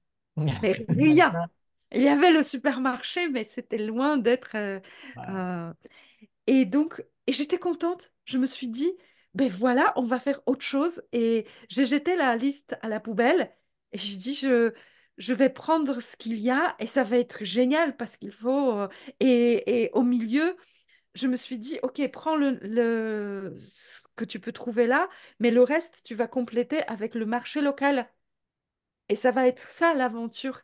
Et à partir de là, on a commencé à vivre vraiment quelque chose de différent à ce qu'on pouvait vivre en France. Ouais, non, c'est sûr, ça peut changer beaucoup de choses, ça c'est clair. Et par rapport au point que tu disais tout à l'heure, des personnes qui gardaient leur confort et qui l'amenaient en vacances, etc. Quand je disais tout à l'heure la chose, c'est pas que c'est une bonne ou une mauvaise chose. En fait, Bien je parlais sûr. surtout de ceux qui ramènent leur casserole dans le sens où ils sont pas heureux dans leur quotidien et ils ramènent cette chose-là dans leur voyage. Et là, dans ces cas-là, bah, ça peut être un peu dommageable. Après, si les gens sont très heureux quand ils partent en vacances et qu'ils ramènent tout leur quotidien là où ils vont, bah écoute, tant qu'ils sont heureux dans leurs vacances, moi ça me va, hein. Il n'y a pas de bonne ou de Ouais, mauvaise situation. Il faut juste que si justement tu n'es pas content de ce que tu vis au quotidien et tu retrouves ça en vacances, peut-être qu'il faut oser changer les choses différemment, faire les choses un peu différemment du coup. moi je trouve que c'est tout de même dommage parce que, comme disait Julien, l'environnement, il influence tes pensées et Ah ton bah ressenti. Donc si ouais, tu reconstruis à quelque chose près ton quotidien dans l'endroit de tes vacances, ta, ton repos mental la différence va être je suis d'accord. moindre. Mm. Parce que ton rythme va te mettre dans les mêmes schémas de pensée et Ouais. donc des mêmes états émotionnels parce que c'est nos pensées qui créent 95% de nos émotions. Donc pour vraiment changer, même si tu es heureux dans ta vie, autorise-toi de vivre carrément Ah autre bah chose oui, pendant les vacances pour vraiment couper, quoi. moi, ça me parle, je suis d'accord. Ouais. Mais oui, après, chacun vit différemment, mais ouais, je suis un peu d'accord là-dessus. Ah bah, moi, je suis complètement d'accord. Mais vous, C'est vous pas avez fait le que- beau travail, beau voyage en Nouvelle-Zélande. Ouais. Ouais, ouais, ouais, Ah bah là, on a tout changé, hein. ouais, c'est ça. Le quotidien, ça, c'est sûr que. Bah, là-bas, ceci dit, culinairement parlant, ils ont tout. Oui, oui. Mais par contre, ce qui changeait vraiment, c'était le quotidien en van, parce qu'on vivait dans un van. Oui, parce que vous êtes parti en van. C'est ça qui a changé surtout, c'était le côté itinérant et petit espace, quoi. Ouais, ouais, non, c'est clair. Mais moi, j'ai adoré. J'ai adoré parce que justement, ça me déconnecte du matériel, en fait. Hmm. Et ça enlève une charge, en fait. C'est assez impressionnant. Moins on a de choses, plus on se sent léger, quoi. Et parce que c'est tout bête, mais quand tu as quelques tenues et puis bah, toutes tes affaires tiennent dans une valise, bah, les choses vont plus vite, c'est plus simple, il y a moins de questions. Je sais pas. Moi, j'ai vraiment adoré ça et je sais que là, comme ça fait un peu plus d'un an maintenant qu'on est de retour, bah, un an et demi déjà, hein, enfin pas tout Ouais. à fait un an et demi. euh, j'ai tendance justement à avoir besoin régulièrement de piqûres de rappel. Et quand ça fait trop longtemps que j'ai pas eu mes piqûres de rappel, que la vie, ça peut être autre chose que mon quotidien, eh ben, je retombe dans des travers limite de toc, quoi. Ah bah ça doit être classé comme ci, comme ça et tout. Et le voyage, moi, me réapporte systématiquement ce côté de légèreté, on s'en fout, on s'en fout. Et puis, bah ouais, profitons et on se pose pas, enfin, on se pose moins de questions et c'est ouais, moi c'est ça que ça m'apporte. C'est beaucoup une question de charge mentale. Ouais, Ouais. ouais, ouais, moi c'est ça. C'est que en voyage, les aléas, comme tu disais tout à l'heure, Jolita, pour moi ça fait partie du voyage. Et donc Ouais. les petits emmerdements et tout, ben, généralement, enfin, j'ai pas de souvenirs où je les ai mal vécus. Parce que je pense par exemple à un jour quand j'avais fait un voyage seul au Canada, je sors du bus, je me trompe d'arrêt, je descends beaucoup trop tôt, il se met à flotter comme pas possible, je suis perdue dans une ville, je suis trempée, j'ai mon sac à dos, machin, tout ça. Et je me souviens d'avoir regardé cette pluie-là, d'être paumée dans une zone industrielle et tout. Et juste, c'était chouette. Je me souviens juste de me dire, mais je vis un truc là. Alors que ça m'arriverait, bah, je sais pas, en retour de course ou quoi, bah, je pense que je serais plus facilement dans une démarche de plainte et Agacement. ouais, d'agacement et tout ça. Et Ouais, ça, du ouais. coup, j'essaye toujours de rapporter un peu de ça de voyage. Mais j'ai besoin Du régulièrement coup, de la la piqûre de solution, c'est rappel. d'être tout le temps en voyage. Mais pas tout le temps, pas tout le temps, parce que j'aime bien aussi rentrer à des moments. Mais par contre, 90% voyage et 10% vie normale. Ok. avoir ces piqûres de rappel qui te disent que bah, il y a autre chose, quoi. Il y a autre chose et tu peux avoir un quotidien différent, quoi. Et toi, Julien, comment tu appréhendes tes changements? Parce que... Alors, c'est-à-dire que là, au moment où on se parle, je suis en plein, comment dire, je suis en train de m'enlever, je sais pas, ça doit être inconscient, mais de la charge un peu de, tu sais, de mon quotidien, en fait. C'est-à-dire que inconsciemment, je dois préparer mon déménagement là, parce que je suis en train de faire du tri. Euh, Ouais, j'ai fait du tri dans, enfin, moi qui suis fan de cinéma, j'ai donné au moins 600 magazines de cinéma. ouais. C'est-à-dire que c'est des abonnements que j'avais, enfin voilà, ils étaient classés par année et tout. Enfin, je les ai donnés parce qu'à un moment, ils prenaient trop de place. Et je me dis, bah, si je déménage dans une maison plus petite, j'aurais pas la place, quoi. Et là, au moment où on enregistre, le week-end juste avant, j'ai fait du tri dans mes habits. Euh, Ça doit faire au moins 25 ans que j'ai pas fait le tri dans mes affaires. Donc, je sais Ouais. pas combien de kilos d'affaires je vais donner parce que elles me vont plus ou parce que c'est ringard. Enfin, il y a des trucs, je me dis, mais pourquoi j'ai gardé tout ça? Et là, bah, du coup, il y a que mes affaires qui me vont et qu'il faut que je re-range dans mon dressing. Et du coup, je vais avoir un vrai dressing. C'est-à-dire que je vais pas galérer pour trouver mes affaires en disant, mais pourquoi il y a ça? Et ça, je suis en plein là-dedans, là, en ce moment. Donc, c'est aussi, ça fait partie du changement de mon quotidien, là, tout Hmm. ça. Donc, comment je l'appréhende? Bah non, en fait, c'est plutôt la démarche est lancée. Et du coup, ça fait du bien. Donc, je m'arrête pas, du coup. C'est-à-dire qu'une fois que Ouais. j'ai fini ça, je vais m'occuper de mon bureau. Parce que mon bureau, il y a bien 19 ans d'entrepreneuriat. Donc, il y a beaucoup de choses. Il y a des archives d'entreprises que j'ai fermées. Enfin, ouais, il y a des activités qui n'existent plus. Je dis, mais pourquoi je garde tout ça? À un moment, garde que ce que tu as envie. Donc, là, je suis dans la démarche, le fameux minimalisme, parce que c'est vraiment un sujet qui m'intéresse. Euh, Là, par exemple, je suis allé à Decathlon, pour pas les citer, parce que du coup, ils font des trucs plutôt sympas. Ils ont sorti une nouvelle gamme de t-shirts en coton tout simple. Promis, il me va. Je fais alors cette couleur-là, j'aime bien, cette couleur-là, j'aime bien. Donc, genre, j'ai acheté 4 ou 5 couleurs et je me dis, bah, ils vont être dans mon étagère. Je vais pas me soucier de quelle couleur je vais mettre. Je vais prendre le premier, puis ainsi de suite, quoi. Et c'est ça que j'ai envie de m'enlever, l'espèce de charge mentale là aussi de comment on s'habille. Et le polo, il va pas avec mon pantalon et ça va pas avec mes chaussures. Ça me fatigue. Là, moi, tu vois, je veux avoir, c'est limite, tu vois, je veux des trucs, genre je suis en uniforme, je me pose pas la question de comment je vais m'habiller. Donc tout ça, ça Hmm. fait partie des changements que je suis en train d'ancrer. Euh, et tu te dis, une fois que c'est là, compliqué de revenir en arrière. Et tu te dis pourquoi je ne l'ai pas fait avant, surtout.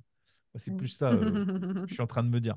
Et ça fait du bien à l'esprit et tout ça. Et après, ça correspond à des phases de vie aussi. Tu sais, Ouais. à un moment, j'étais pas forcément bien. Donc, c'est aussi, t'accumules pour tu sais, te créer une espèce de confort. C'est un faux confort, Sécurité. mais tu vois, t'es entouré de plein de trucs et tout. Du coup, et puis en fait, tu te dis, en fait, j'ai pas besoin de ça. L'essentiel, il est pas là. Là, vous parliez des voyages. C'est le prochain challenge. Il faut que je revoyage. Là, Pourquoi c'est c'est un challenge? bah, parce que moi, j'ai beaucoup voyagé pendant un moment. Ouais. Après, j'ai arrêté de voyager parce que financièrement, c'était compliqué. Sauf que là, on pourrait voyager, mais avec tout ce qui m'est arrivé, j'ai développé des crises d'anxiété, tout ça, quand il y a du monde, des trucs comme ça. Donc, je suis en train de régler ces problèmes-là. Mais du coup, c'est pas un plaisir de voyager. Ouais. Et que le principe du voyage, c'est que ça te plaise. C'est comme le principe, tu vois. C'est pas une Mais contrainte de tu voyager. vois, Julien, je comprends. Typiquement, quand j'ai déposé mon mari à l'aéroport, c'était en octobre. Le monde à l'aéroport Charles de Gaulle, il m'angoissait. Je me disais, mais mon Dieu, comment on fait? C'est juste pas possible. Et j'avais pas envie de vivre ça. Je me disais, heureusement qu'il part tout seul et que moi, je reprends ma voiture et que je reviens dans ma maison, bien en sécurité, bien dans mes habitudes. Et puis, en décembre, on allait le voir. Et donc là, le courage à deux mains. Et en fait, je me suis dit, ça va le faire. Ça va le faire. T'es pas la seule à le faire. Et tu vois, je me projetais dans le départ. Limite, je me projetais 15 minutes à l'avance, en disant, OK, il y a ça à faire. On check, on y va, on avance. La suite, la suite, la suite. Et ça s'est passé super bien, parce que c'est quand même bien rodé maintenant, les voyages. Et en avril, mais c'était tranquille. Mais c'est en faisant qu'on dépasse certains blocages. Ouais, bah, je vais attendre quand même avant de reprendre l'avion, tu vois. Je vais faire dans l'ordre. C'est pas l'envie qui manque, parce que évidemment, je rêve d'aller au Canada 3 semaines, un mois, je sais pas. Enfin, en tout cas, le prochain voyage, le plus un grand voyage, je sais que c'est le Canada. Maintenant, tu vois, ma femme, je sais plus quand c'était, elle me dit, j'ai quelques jours là, ce serait pas mal qu'on aille en Irlande. Évidemment que ça me tente. Mais je lui dis là, je suis pas prêt. C'est-à-dire que moi, le ratio, tu sais, avantage, inconvénient de voyager, là pour l'instant, pour moi, c'est trop d'inconvénients. Le voyage, d'y aller, l'avion, c'est trop une galère pour moi. Après, une fois Ouais. que j'y suis, tout va bien. Mais il faut revenir. Donc la galère, elle est dans l'autre sens aussi. Donc tu te dis, est-ce que du coup, les bénéfices du voyage, je ne vais pas les annuler en revenant? Parce que, enfin, ouais, j'ai pris l'avion pour aller à Nice. Excuse-moi, mais Nice, c'est 1h10 ou 1h15 de vol. En vrai, tu passes un temps fou à l'aéroport. Euh, les contrôles, les En machins, fait, les peu trucs. importe ton Voilà. trajet, la durée de ton trajet, le Et ben temps passé ça, à l'aéroport est comparable. franchement, je me suis dit, non, mais moi, l'avion, je peux plus là pour l'instant. C'est comme ça. Après, il y a des périodes, mais ça va revenir. Donc, je vais doucement. Tu vois, je vais à des concerts, je vais voir des pièces de théâtre où il y a du monde. Enfin, voilà, Hmm. j'essaie de me réhabituer au monde et à me mettre dans ma bulle sans me soucier de me dire, oh, putain, il y a du monde. Et puis, tu vois, avoir une crise de panique. Parce que ça m'est arrivé en pleine rue à Dieppe. Donc, c'est un truc, tu vois, ça m'a marqué. Et pourtant, il se passait rien du tout. On passait un super week-end et tout. Mais donc, je suis encore marqué de tout ça. Et donc, pour que ça change, il faut que je change mon quotidien, mes habitudes et tout ça. Faut pas que j'ai le même quotidien, en fait. Hmm. Je me suis rendu compte de ça.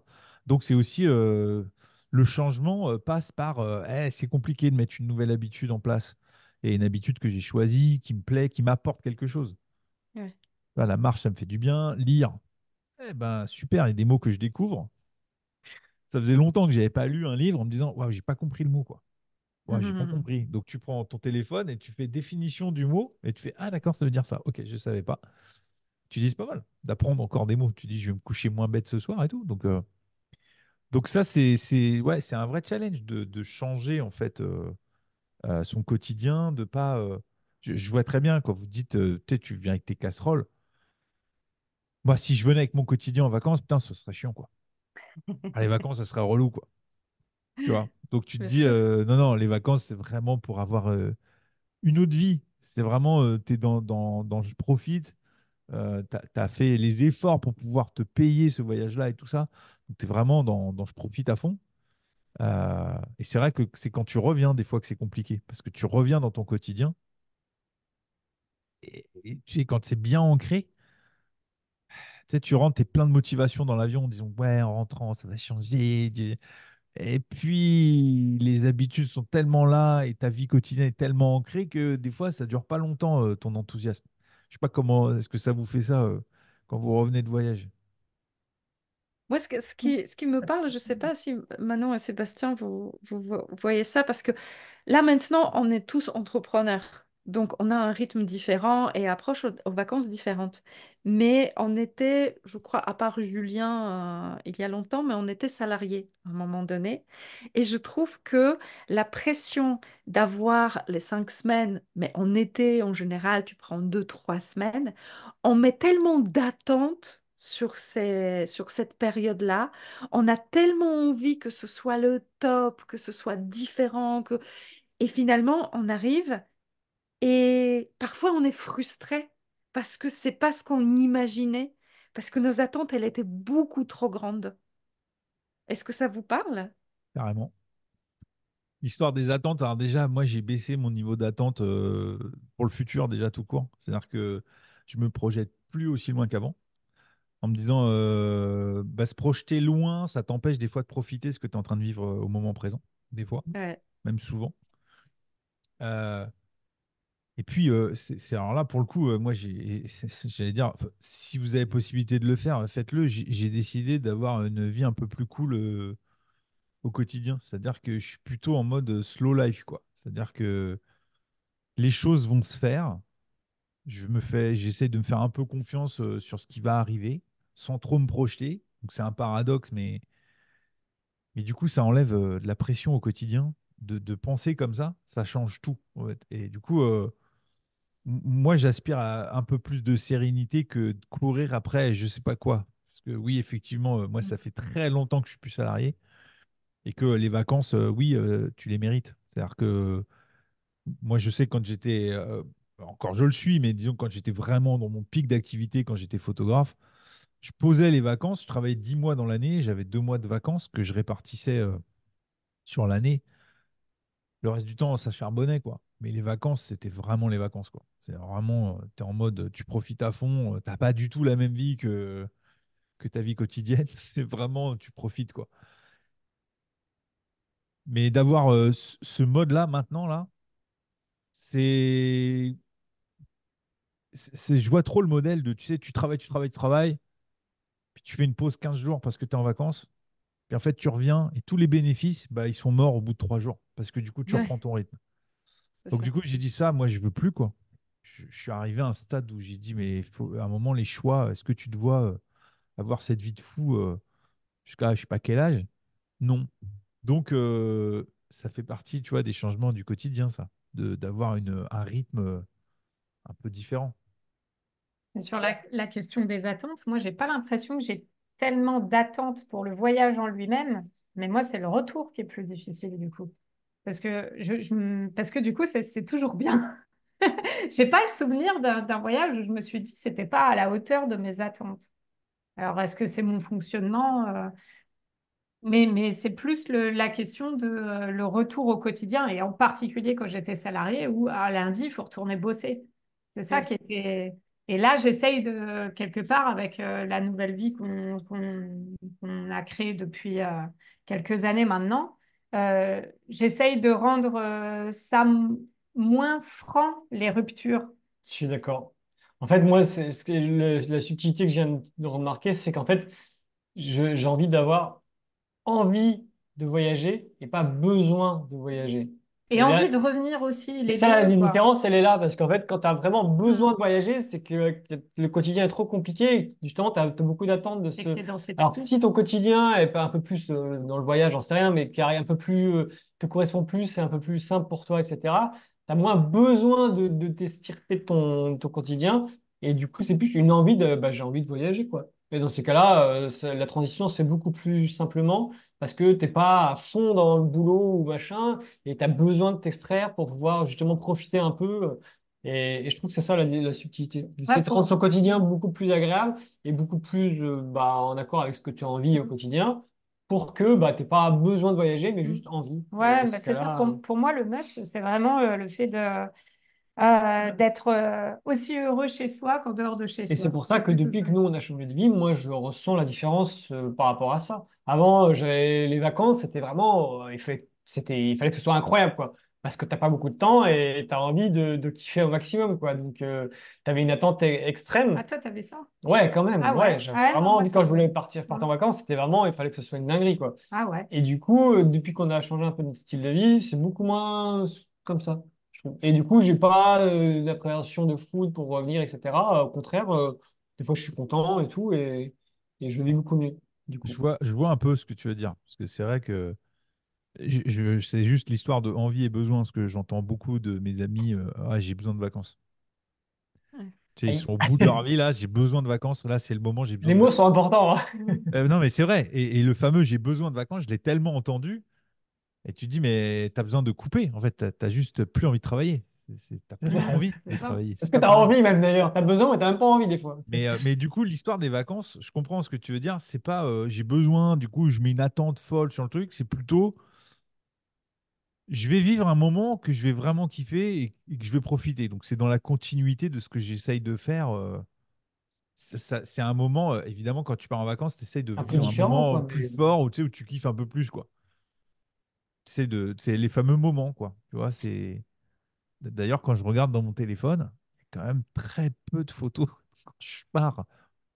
Quand je suis parti là, ces derniers mois, je suis parti plusieurs fois, ces 2, 3 jours, j'ai peut-être 2 photos. Là, on a un Mhm. selfie histoire de dire, ouais, on fait une photo de où on est, tu vois, comme ça le téléphone il se rappelle avec la date, mais c'est tout. Mm. Et en fait, le reste, c'est juste toi, t'as profité, quoi. Et Ouais. c'est un peu comme le fait de profiter au quotidien. C'est, c'est un peu aussi comme, tu sais, je travaille et tout, etc. Et je pourrais me reposer, voyager à la retraite, tu vois. On entend ça Ouais. souvent. Pas Ouais, trop c'est tard, Bah là, quoi. c'est un peu pareil dans le sens où bah, on se détache complètement de ça et on essaie de profiter au quotidien qui fait que bah, si on met pas tout sur le voyage qui arrive dans 2 ans, si d'ici là, bah, on n'est plus là, bah, tu te dis, mince, c'est dommage. Tu as raté le voyage de ta vie, tu vois. Eh ben, on essaie d'un peu d'atténuer tout ça et d'avoir une vie un peu plus lisse, tu vois, plutôt que de faire ça tout le temps parce que Oui, sinon, c'est le dernier voyage, quoi. Mm. c'est ça. Et puis, après, ça n'empêche pas de vivre de grandes choses quand tu voyages, etc. Hein. Ça n'enlève pas ça. C'est juste que bah, le retour est moins dur, du coup. Je trouve. En revenant de Nouvelle-Zélande, pourtant, c'était un sacré voyage. Je ne me suis pas dit c'est la fin du monde, tu vois. Reprendre le boulot, Mm. etc. Donc, non, je trouve que c'est un bon moyen de vivre mieux les choses. Ça marche. Bah, vous savez que les amis, on arrive au bout là, de notre discussion. Vous Mm. voyez qu'on pourrait continuer encore. On pourrait encore discuter un moment. C'est ça la magie du podcast. Là, ça fait quasiment 1 heure et demie qu'on est ensemble. Vous voyez, comme Ouais. quoi un sujet en pousse un autre, discussion fluide et tout ça. Donc, c'est toujours un plaisir. Du coup, comme on arrive à la fin de l'épisode, on a toujours une tradition qu'on a mis en place depuis les premiers épisodes, c'est de partager nos coups de cœur. Donc, on arrive à cette partie-là. Donc, chacun de nous va partager un coup de cœur. Évidemment, vous pouvez retrouver les coups de cœur dans la description. Vous pouvez rentrer votre mail et on vous envoie la liste de tous les coups de cœur de tous les épisodes qui sont déjà passés. Donc, je ne sais pas qui veut commencer à partager son coup de cœur. Moi, Bah, ok. je vais commencer parce Ah oui. qu'il est très en lien avec notre discussion sur les habitudes, sur les sorties, sur l'inattendu. Et c'est un tout petit livre que j'ai découvert grâce à une amie il y a quelques semaines.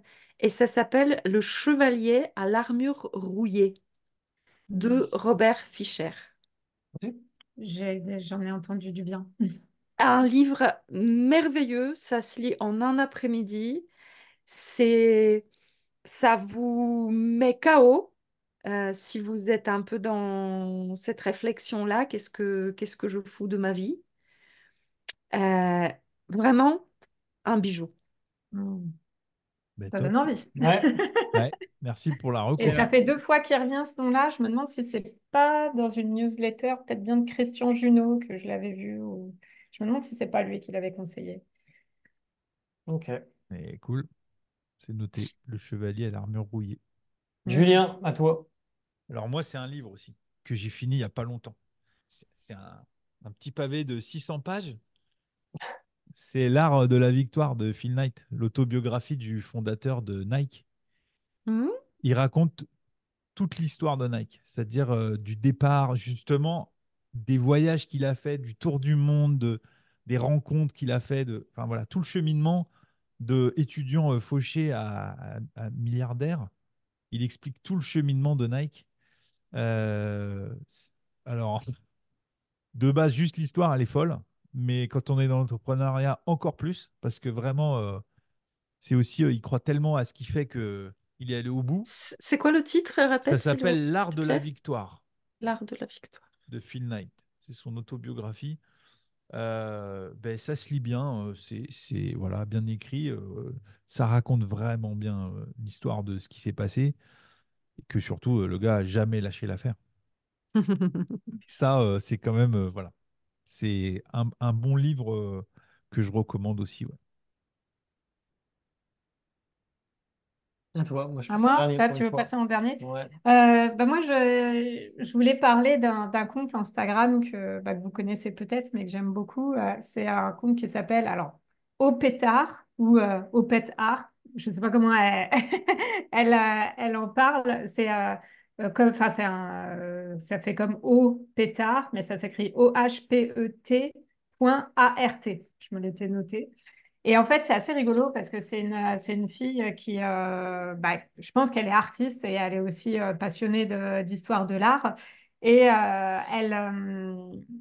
elle prend en photo des peintures, donc ça, enfin, toujours en disant ce que c'est et tout ça, mais elle les détourne de manière humoristique avec des petits textes. Je sais pas si vous voyez, mais souvent, elle tombe juste et vraiment, enfin, ça fait écho même à des trucs qu'on vit au quotidien et tout ça. Et on se les partage mutuellement parce que c'est vraiment trop rigolo. Donc, c'est un compte que je vous invite à suivre et pour la partie vraiment côté artistique, découvrir des peintures, tout ça. Enfin, vraiment. Et puis le côté très décalé moi, me fait beaucoup rire. Bah, Tu peux moi, refaire l'orthographe, s'il te plaît? Alors, ça doit se dire au pétard, mais du coup, pour le trouver sur Instagram, c'est OHPET.ART. Au pet art, je sais pas. je le regarde que pour le côté drôle. Je t'avoue. Ah, moi, de temps en temps, je me dis, ah, mais qui c'est qui pense ça?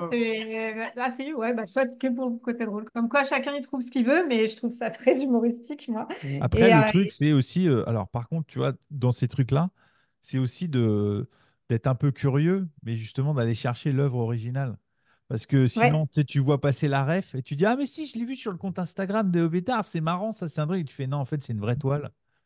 Tu sais, c'est un truc qui existe vraiment et tout ça. Donc, c'est aussi ce truc-là, justement, de l'accès à la culture par l'humour, justement. Ouais. C'est aussi, soyez curieux et allez voir les œuvres originales pour Mm. comprendre aussi, voilà, de découvrir des artistes aussi. Ça permet de faire ça aussi, C'est quoi. ça. Ouais. Vraiment, pour moi, c'est une porte d'entrée qui est du coup intelligente, je trouve.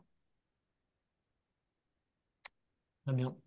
Bon, bah, toi. Et du coup, moi, pour terminer, j'ai deux choses qui sont liées, hein, mais qui sont assez connues d'ailleurs. Enfin, surtout la première. C'est une application qui s'appelle Yuka. Je suppose que vous devez peut-être connaître. C'est une application qui permet de, en gros, scanner les produits qu'on choisit à acheter ou, au supermarché, etc. Et qui permet de voir un petit peu, il y a des critères on va dire, de qualité en fonction de si c'est trop salé, trop sucré, trop machin, et s'il y a des additifs, etc. En l'occurrence, moi, je l'utilise beaucoup, surtout pour les additifs, parce que je trouve qu'on mange beaucoup de conneries et de trucs qui sont pas bons pour notre corps, même si indirectement, on s'en rend pas compte, parce que ça n'a pas forcément un impact direct, ça peut avoir un impact dans 50 ans, 60 ans. Et je me rends compte que dans mon enfance, on me faisait manger forcément des trucs qui n'étaient pas forcément incroyables. Et du coup, avec cette application-là, on peut facilement savoir s'il y a des additifs qui sont bons ou s'il n'y en a pas, etc. Et du coup, moi, j'ai pris l'habitude de toujours scanner. Alors, ça n'empêche pas de faire des fois, de manger des trucs où il y a des additifs, etc. Mais au moins, je suis au courant. Et si j'ai le choix entre deux, bah, je vais choisir celui qui est mieux noté, quoi. Donc ça, c'est cool. Et l'autre application que j'utilise aussi, c'est INCI Beauty. C'est INCI, plus loin, beauté en anglais, Beauty. beauty, quoi. Mhm. Et c'est la même application, en gros, mais pour tout ce qui est produits pharmaceutiques, Pas pharmaceutique, enfin, c'est crème et tout, crème, parapharmacie. voilà, pharmacie. Donc, tout ce qui est crème pour la peau, pour ce que vous voulez, etc., dentifrice, etc. Et bah, moi, j'ai voilà, pas mal de problèmes de peau, etc. Donc, j'utilise pas mal de crème. Et ça, c'est pas mal aussi parce que ça permet de voir un peu si les crèmes sont bien notées, et si tu te mets pas n'importe quoi sur le corps. Et des fois, tu as l'impression que c'est beau, tu as l'impression que c'est joli, ça sent bon et tout. Gel douche et tout ça. Aïe, aïe, aïe, voilà. Donc, ça peut être intéressant d'utiliser cette application pour avoir ne serait-ce une curiosité de se rendre compte que bah, les plus jolis, et c'est pas forcément les mieux, et ceux qui sentent le bon aussi, c'est pas forcément les meilleurs. Donc voilà, ça ne prend pas longtemps. C'est les applications qui sont gratuites, juste à scanner le code barre, et ça vous donne une idée de si c'est bien ou pas. Et du coup, vu les rayons qu'on a en ce moment, enfin même depuis longtemps, où il y a 10 milliards de trucs, c'est difficile de faire un choix, donc ça peut aider. Voilà. Et nous, en tout cas, ce qu'on constate, c'est qu'en quelques années, parce que ça fait un moment maintenant, Ouais, ça a changé nos habitudes de consommation, ouais, clairement. ouais, c'est sûr. Mm. Mm. Donc voilà. Eh ben, que de beaux partages. Que de beaux partages. Bon, en tout cas, merci encore pour les échanges, Julita, d'avoir accepté notre invitation, Yes. d'avoir joué le jeu. Et merci à vous. C'était un Avec, réel plaisir. c'est ça. Nous aussi, je pense que c'était Il y aurait plaisir encore tellement de partagé. sujets en plus à aborder avec Julita. Là, j'en ai en tête, mais ce sera pour une prochaine Ah bah occasion. oui, oui. Mais écoutez, on en parle. Il y a mon podcast, Manon. Pour une fois, c'est si tu veux venir toute seule, c'est pour les femmes. Donc, ce serait Ah ben, marrant de faire ça. C'est vrai qu'on a toujours fait une à invitation en trois. direct.